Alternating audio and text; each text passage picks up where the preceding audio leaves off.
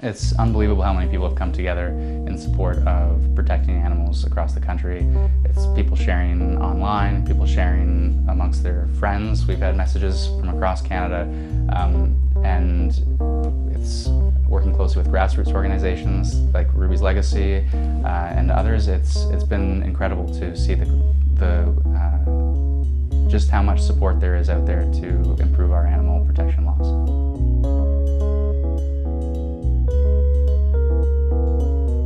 Right now we're at second reading, and if we're successful, the bill will then go to committee. And the committee, likely to be the Justice Committee, will invite expert witnesses to testify, humane societies, SPCAs, and other criminal law experts to testify whether any additional changes need to be made. And the committee will either adopt the bill as is after studying it, or will suggest amendments to improve it further. And after the committee has done its job and its study, it will come back to us in the House of Commons for another vote at third reading, where if we're successful at that vote, it will then get sent to the Senate. If and when it goes to the Senate will then have an opportunity to have an identical process as the House. So a number of votes, a study at potentially a Senate committee if they feel like that is required, and after a third vote in the Senate, it would then be adopted as law.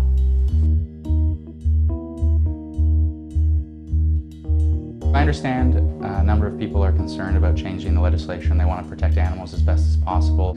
Having said that, the agricultural sector community and hunters and anglers have some concerns about the effect that this legislation might have. If we want to improve protections for animals, the legislation in its current form is unlikely to pass.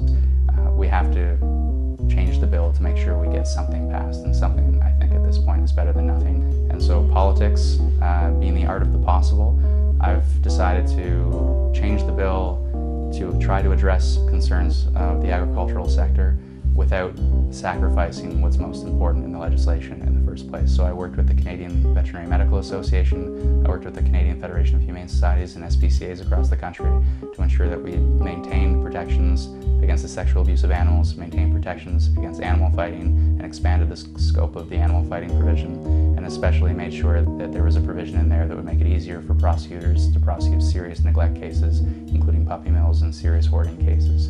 And so that's what this bill includes as well. So sacrifice for moving animals back into the property section, people aren't going to like that, but it's a symbolic change fundamentally. It won't affect prosecutors' ability to go after animal abusers, and it will no longer be a crime, as it would have been in this bill, for individuals to brutally and viciously kill animals. We can have that debate in the future. I hope we do have that debate about the further updating our animal protection laws. But where it stands right now, sexual abuse of animals, animal fighting, and gross negligence, serious neglect cases, and of course the shark finning provisions, the cat and dog fur provisions, and the fur labeling provisions will all still be included in this bill as well. So it's still a substantive change in improving our animal protection laws here in Canada.